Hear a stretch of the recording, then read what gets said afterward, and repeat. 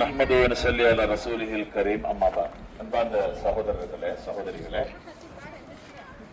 நாம் தற்போது வந்திருக்கக்கூடிய இடம் மஸ்ஜித் இப்னு அப்பாஸ். இப்னு அப்பாஸ் ரலியல்லாஹு அவங்களோட பேர்ல கட்டப்பட்ட மஸ்ஜித்.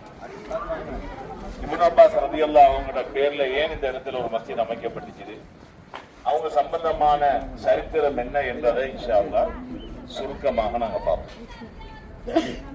எனக்கு தெரியும் ஸல்லல்லாஹு அலைஹி வஸல்லம் அவங்களோட சாச்சாட பேர் அப்பாஸ். அந்த சாச்சாட மகண்ட பேர் தான் அப்துல்லா. அவங்க தான் அப்துல்லா பின் அப்பாஸ் ரலியல்லாஹு அன்ஹு. அந்த அப்துல்லா பின் அப்பாஸ் ரலியல்லாஹு அவங்க அவங்கள தாய் உம்மு ஃபதல் ரலியல்லாஹு அன்ஹா வயிற்றில சுமந்து இருக்கக்கூடிய நேரம் நபி ஸல்லல்லாஹு அலைஹி வஸல்லம் சொன்னாங்க, இந்த குழந்தையை நீங்க பெற்றெடுத்தா எனக்கிட்ட கொண்டு வாங்க. குழந்தையை பெற்றெடுத்தா எனக்கிட்ட எடுத்துட்டு வாங்க. குழந்தையை பெற்றெடுத்தாச்சு. எப்ப பிறக்கிறாங்கன்னா நபி ஸல்லல்லாஹு அலைஹி வஸல்லம் ஹிஜ்ரத் போறதுக்கு 3 வருஷத்துக்கு முன்னால.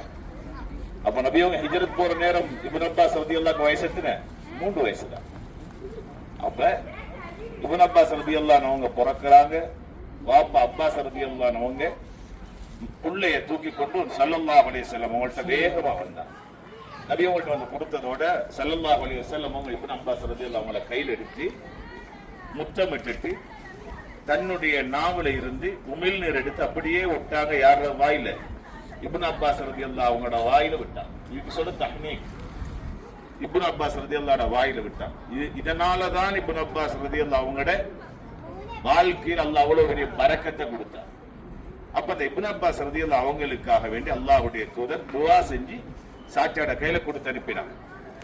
அப்ப இப்னு அப்பாஸ் ரலியல்லாஹு அவங்கள சிறு பிராயத்திலிருந்து ஸல்லல்லாஹு அலைஹி வஸல்லம் அதிகமாக நேசிச்சாங்க. அவங்க வளர்ந்து வரக்கூடிய நேரம் ஒரு நாள் நபி அவங்க வெளிவாசல் தேவைக்காக வேண்டி போறாங்க.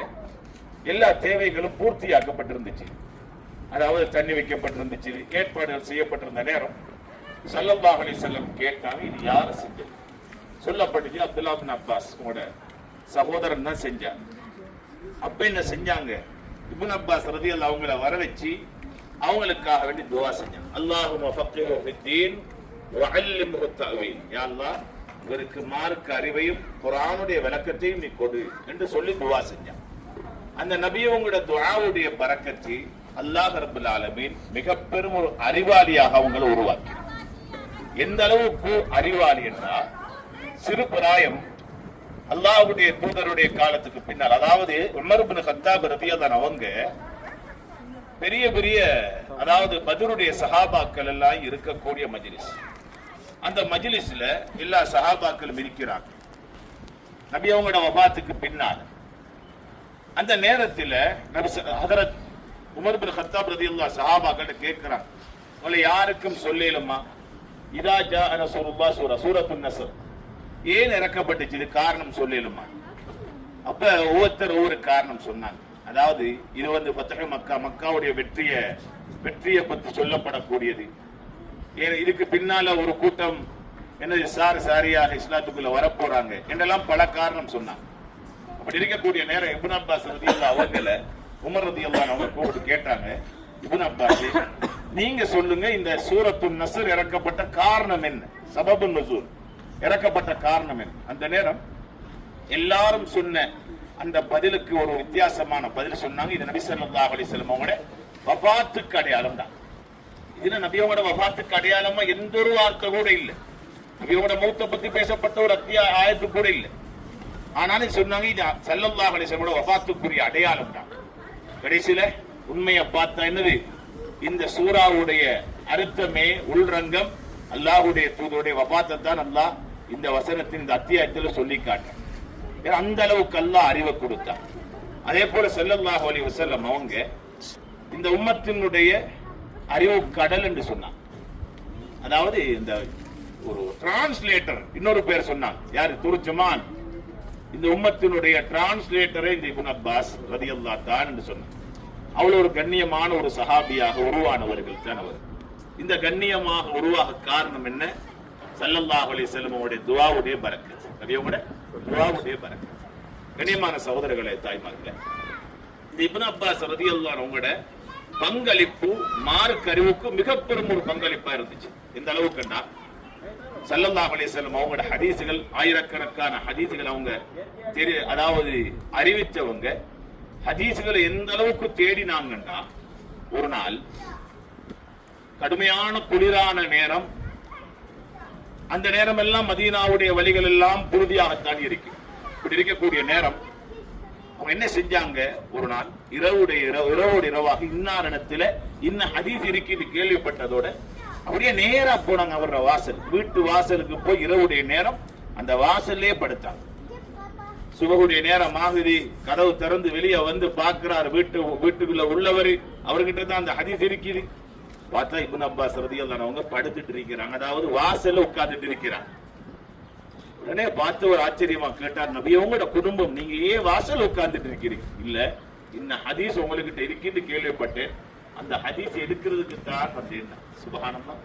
குர்ஆனுடைய அறிவை, ஹதீஸுடைய அறிவை பெறுவதற்கு சஹாபாக்கள் இத்தனை தியாகம் செஞ்சிருக்கிறார். அதுல ஒருத்தர் தான் யாரு? இப்னு அப்பாஸ் ரலியல்லாஹு அன்ஹு. அதே போல சஹாபாக்கள் சொல்லுவாங்களாம், ஏதாவது அது மீராஸ், அதாவது சொத்துரிமையாக இருக்கட்டும், வேறு எந்த ஒரு விடயமாக இருக்கட்டும், நீங்க அறியணும்டா இப்னு அப்பாஸ் கிட்ட கேளுங்க, அவர் சரியா சொல்லுவார்கள். அந்த அளவுக்கு அறிவாளியாக அல்லாஹ் உருவாக்கினான் இப்னு அப்பாஸ் ரலியல்லாஹு அன்ஹு. அதுபோல் அன்பார்ந்த சகோதரர்களே, சகோதரிகளே, இப்னு அப்பாஸ் ரலியல்லாஹுடைய சிறப்புகள்ல இன்னும் நிறைய சொல்லலாம். இப்னு அப்பாஸ் ரலியல்லாஹுடைய அமல்கள், இரவுடைய காலங்கள் அதிகமாக நின்று வணங்கக்கூடிய ஒரு சஹாபியாக இருந்தவங்க. அவங்க அதிகமாக அழுவாங்களாம். சஹாபாக்கள்ல 2 சஹாபாக்களுடைய கண்களுக்கு கீழே தான் கோடு விழுந்திருக்கும். கண்ணுக்கு கீழே தான் கோடு விழுந்திருக்கும். அது என்ன சும்மா கீறி விட்ட கோடல்ல, கண்ணீரை வடிஞ்சி கண்ணீர் வடிஞ்சி அந்த வடிஞ்ச இடம் ஒரு அடையாளமாக மாறி இருக்குது. அப்ப இந்த அளவுக்கு அழுது இருப்பாங்க. அதுல யாரு? ஒருத்தர் அப்துல்லா பின் அப்பாஸ் ரலியல்லாஹு அன்ஹு அவங்க, அடுத்தவர் உமர் இப்னு கத்தாப் ரலியல்லாஹு அன்ஹு. இந்த 2 பேர கண்ணுக்கு கீழாலையும் கோடு நிற்கும். இபாதத்திலையும் இப்னு அப்பாஸ் ரலியல்லாஹு அன்ஹு அவங்க உயர்வானவங்களாகத்தான் இருந்தாங்க. அமலும் இருந்துச்சு, இல்மும் இருந்துச்சு. அல்லாஹ் அவங்களை உயர்த்தியது. கண்ணியமான சகோதரர்களே, சகோதரிகளை, இன்னும் எந்த அளவுக்குண்டா இப்னு அப்பாஸ் ரலியல்லாஹு அன்ஹு அவங்களோட சிறப்புகளை சொல்ல முடியும் எத்தனையோ. அத்தாப் பின் அபி ரபாஹ் ரலியல்லாஹு அன்ஹு அவங்க சொல்றாங்க, நாங்கள் எல்லாம் சஹாபாக்கள் ஒன்றா உட்கார்ந்து இருப்போம், அல்ல தாபிஈன்களும் இருப்பாங்க. அப்படி இருக்கக்கூடிய நேரத்தில் இப்னு அப்பாஸ் ரலியல்லாஹு அன்ஹு அவங்களை நாங்க ஞாபகப்படுத்தணும். இந்த இடத்துல நாங்க இப்னு அப்பாஸ் ரலியல்லாஹு அன்ஹு ஞாபகப்படுத்தணும். உதாரணத்துக்கு நான் சொல்றேனே, எங்களோட ஒரு உம்மாவை அல்லது வாப்பாவை நாங்க ஞாபகப்படுத்தணும்டா, ஏதாவது ஒன்று இருக்கணும். ஏதாவது ஒன்று இருந்தா எங்களோட உம்மா வாப்பாட ஞாபகம் வரும். அப்படித்தானே? எங்கட கையில ஏதோ ஒன்று இருக்குது, அப்ப அது தந்தவங்க, அதை பார்த்தா அந்த தந்தவங்க ஞாபகம் வருவாங்க. அது மாதிரி நாங்க எப்ப எல்லாம் இப்னு அப்பாஸ் ரலியல்லாஹு அன்ஹு அவங்கள நினைக்கணும்னு ஆசைப்படுவோமோ, ஞாபகம் வந்தா வெளியில வந்து சந்திரன், பூரண சந்திரனை நாங்க பார்ப்போம்டா. ஏன் பூரண சந்திரனை பார்த்தா இப்னு அப்பாஸ் ரலியல்லாஹு அன்ஹு பார்க்க தேவையில்ல, அவ்வளவு ஒரு பூர்த்தியான சந்திரன் போன்ற ஒரு மனிதர் தான் இப்னு அப்பாஸ் ரலியல்லாஹு அன்ஹு. அவ்வளவு சஹாபாக்கள் அவங்கள கண்ணியமா வச்சிருந்தாங்க, வர்ணிச்சிருக்கிறாங்க. அது போல இப்னு அப்பாஸ் ரலியல்லாஹு அன்ஹு அவங்க பாதையால நடந்து போவாங்க. பெண்கள் வீடுகள் எல்லாம் இது மாதிரி மறைக்கப்பட்டிருக்கும், மறைப்புகளால, ஈச்சம் ஓலைகளால மறைக்கப்பட்டிருக்கும். அப்ப அந்த வழியால இப்னு அப்பாஸ் ரலியல்லாஹு அன்ஹு போற நேரத்துல அவங்கள்ட்ட இருந்து ஒரு கஸ்தூரி வாசம் வரும். அப்ப அந்த வீட்டில் இருக்கக்கூடிய பெண்கள் சொல்லுவாங்களாம், கொஞ்சம் வெளியில போய் பாருங்க, ஒன்று கஸ்தூரி வியாபாரி போவாரு, அல்லது யாரு? அப்துல்லா பின் அப்பாஸ் ரலியல்லாஹு போவாங்க. என்னன்னா அவ்வளவு ஒரு மனமான ஒரு சஹாபியா அவங்க வாழ்ந்தாங்க. அது போல அன்பான சகோதரர்களே, தாய்மார்களே, இன்னும் எந்த அளவுக்கு இப்னு அப்பாஸ் ரலியல்லாஹு அவங்களோட வாழ்க்கை இருந்துச்சுன்னா, அவங்க மக்காவுடைய காலம் இருக்கிற நேரம், மக்காவுடைய காலம் அறிவுல பூர்த்தியாக இருந்தவங்க, மக்காவுடைய காலம் இருக்கிற நேரம் சஹாபாக்களுக்கு மத்தியில கொஞ்சம் கருத்து வேறுபாடு வருது. சஹாபாக்கள் ஒரு பண்பு இருக்குது, கருத்து வேறுபாடு மார்க்க விஷயத்துல வந்தா ஒருத்தர் அந்த இடத்தை விட்டு பிரிவா. அப்துல்லா பின் ஜுபைர் ரலியல்லாஹு அவங்களுக்கு இவங்களுக்கு மத்தியில ஒரு கருத்து முரண்பாடு வருது. அப்படி வரக்கூடிய நேரம் இவங்க என்ன செஞ்சாங்க, மக்காவில இருந்து எங்க போவோம், ஷாமுக்கு போவோமா, மதீனாவுக்கு போவோமா, எங்க போவோம், ஒரு கன்ஃபியூஷன், ஒரு தடுமாற்றத்தில் இருக்கிற நேரத்துல முடிவெடுத்தாங்க, எங்க நாங்க தாயிபுக்கு போவோம். ஏன் காரணம்டா, தாயிபுக்கு போனா அடிக்கடி வந்து உம்ரா செஞ்சுட்டு வந்துடலாம், அதனால தாயிபுக்கு போகும்னு முடிவெடுத்தாங்க. முடிவெடுத்து என்ன செஞ்சாங்க, அங்க இருந்து அவங்களும் முஹம்மது பின் ஹனபியான்னு சொல்லக்கூடிய ஒரு சஹாபி அலி ரலியல்லாஹு ஒரு மகனோடு தான் அவங்களும் வந்து இந்த இடம் நபி ஸல்லல்லாஹு அலைஹி வஸல்லம் அவங்க தொழுத இடம், இந்த இடத்துல ஒரு ஹிசார், ஒரு தடுப்பு, ஒரு யுத்தம் ஒன்று நடந்துச்சு. அதுக்கு சொல்ல ஹிசார் தாயிஃபுடைய ஒரு தடுப்பு. அப்ப அதுவும் நடந்தது இந்த இடம் தான். நபி ஸல்லல்லாஹு அலைஹி வஸல்லம் இந்த இடத்துல தொழுதிருக்கிறாங்கன்றதுக்காக வேண்டி இங்க வந்து இதே இடத்துல இப்னு அப்பாஸ் ரலியல்லாஹு அவங்க தொழுதாங்க. அதுக்கு பின்னால பார்த்தாங்க இந்த மக்கள் எல்லாம் பாமர மக்கள், மார்க்கறிவு இல்லாம இருக்கிறாங்க, இவங்களுக்கு எல்லாருக்கும் மார்க்கத்தை படிச்சு கொடுக்கணும்னு சொல்லி எல்லாருக்கும் மார்க்கத்தை படிச்சு கொடுக்க ஆரம்பிச்சாங்க. எந்த அளவுக்குன்னா இன்றைக்கு நேத்தல்ல இந்த இடத்துல இப்ப கூட என்னது குர்ஆனுடைய வகுப்புகள் நடக்கும், ஃபிக்ஹுடைய வகுப்புகள் அன்றைக்கு இப்னு அப்பாஸ் ரலியல்லாஹு அவங்க ஆரம்பிச்சது இன்னும் நடந்து கொண்டுதான் இருக்கு. அதுக்கு பின்னால பெரிய ஒரு மாற்றத்தை இந்த தாயிஃப் நகரத்தில் அவங்க பார்த்தாங்க. அப்படியான ஒரு இல்முடைய மாற்றத்தை உண்டாக்கி இபாதத்துடைய வாழ்க்கையை உண்டாக்கிட்டு போனவங்க தான் இப்னு அப்பாஸ் ரலியல்லாஹு. அது போல கண்ணியமான சகோதரிகளே இப்னு அப்பாஸ் ரலியல்லாஹு அவங்களோட வாழ்க்கையில மிக முக்கியமான ஒரு கட்டம் தான் அவங்களோட வஃபாத்துடைய நேரம். ஒரு ஆச்சரியமான ஒரு மௌத் அல்லாஹ் கொடுத்தான்.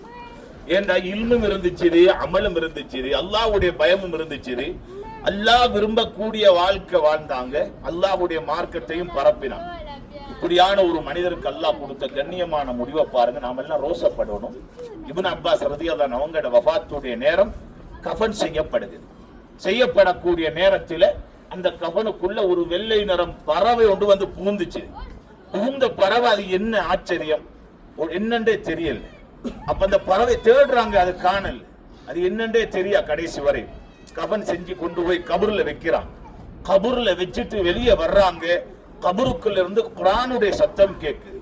யா அய்யத்துஹ நஃப்ஸுல் முத்மஇன்னா இர்ஜிஇ இலா ரப்பிகி ராதியத்தன் மர்திய்யா ஃபதுகுலி ஃபீ இபாதி வதுகுலி ஜன்னதி.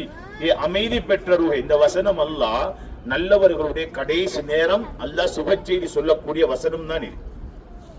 அப்ப அந்த வசனத்தில் அல்லாஹ் என்ன சொல்றான்னா, அமைதி பெற்றருகே, அல்லாஹ்விடத்தில் அல்லாஹ் உன்னை பொருந்தி கொண்ட நிலைமையிலையும் அல்லாஹ்வை நீ பொருந்தி கொண்ட நிலைமையிலையும் திரும்பிப்போ, என்னுடைய நல்லடியார்களோடு சேர்ந்து நீ என்னுடைய சொர்க்கத்துக்கு போயிடு என்ற வசனம் எங்க ஒலிக்குது? கபருக்குள்ள சத்தம் கேட்குது. அர்த்தம் என்ன சகோதரர்களே, தாய்மார்களே? ஒரு சொர்க்கவாதி என்றதை அல்லாஹ் காட்டித்தான். அப்படியான ஒரு ஆச்சரியமான வாழ்க்கை வாழ்ந்தவர். வாழ்க்கையும் ஆச்சரியம், முடிவும் ஆச்சரியம்.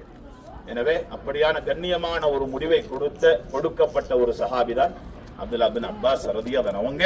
அல்லாஹ் ரப்பல் ஆலமீன் அவர்களுக்கு எப்படி மார்க்க ஞானத்தை கொடுத்தான், அது போல எமக்கும் நம்முடைய சந்ததிகளுக்கும் அல்லாஹ் கொடுத்து அவரிடத்திலிருந்த ஈமானை போன்று இபாதத்தை போன்று நம்முடைய வாழ்க்கையிலும் அல்லாஹ் உண்டாக்கி அவர்களுக்கு எப்படி கண்ணியமான மௌத்தை கொடுத்தான், அது போன்ற நல்ல முடிவை வல்லவன் அல்லாஹ் எம் அனைவருக்கும் தந்தருள்வானார். ஆமீன். ஸல்லல்லாஹு அலைஹி வஸல்லம் ஹுனைனுடைய யுத்தம் முடிஞ்சு வர்ற நேரம் இந்த பகுதியில தடுக்கப்பட்டார். ஏன்? ஏற்கனவே தாயிஃபாசிகள் நபிகள் வரவு கோபத்தோடு இருந்தவங்க. அப்ப நபியவங்க வந்ததன் பின்னால இன்னும் கோபம் அதிகம். இது எப்ப? நபியவங்க கல்லடியெல்லாம் பட்ட பிற்காலம், மதீனாவுடைய காலம். நபியவங்க வந்த நேரம் இந்த பகுதியில நபியவங்க வந்திருக்கிறாங்களாம் கேள்விப்பட்டதோட நபியவங்களோட சஹாபாக்களை தடுத்து கீழ்ப்பகுதியிலிருந்து அம்புகளை வீச ஆரம்பிச்சாங்க. சுமார் 12 சஹாபாக்கள் ஷஹீதாக்கப்பட்டாங்க. அந்த சஹாபாக்கள் ஷஹீதாக்கப்பட்டவங்க அடக்கம் செய்யப்பட்டிருக்கக்கூடிய இடம் தான் முன்னால் இருக்கக்கூடிய இடம். இந்த இடத்துல அந்த நிகழ்வு நடந்துச்சு. கைரக்ஷா அப்படியே வாங்க இன்ஷா அல்லாஹ் நாங்க போவோம். இந்த பகுதி அதே போல முஹம்மது பின் ஹனபி அவங்களோட கூட வந்தாங்களே, அவங்களும் அடக்கம் செய்யப்பட்டிருக்கக்கூடிய இடம் இந்த பகுதி. வீடு அமைஞ்சிருக்கக்கூடிய பகுதி இந்த இருக்குது இல்லையா, அவங்களோட பேர்ல கட்டப்பட்ட ஒரு லைப்ரரி தான் இது. இதுக்கு அடுத்தாப்புல அவங்க வாழ்ந்த பகுதி இருக்குது. இன்ஷா அல்லாஹ் நாங்க பஸ்ல போற நேரம் நம்ம மேலால அதை காட்டுறோம். இன்ஷா அல்லாஹ் வாங்க. சலாம் சொல்லிட்டு போயிட்டு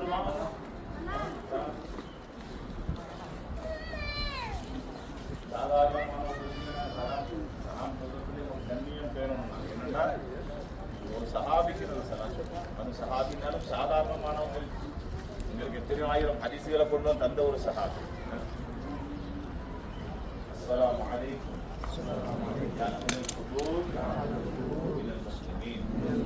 السلام عليكم يا عبد الله بن عباس رضي الله تعالى عنه. السلام عليكم يا محمد بن حنفية رضي الله تعالى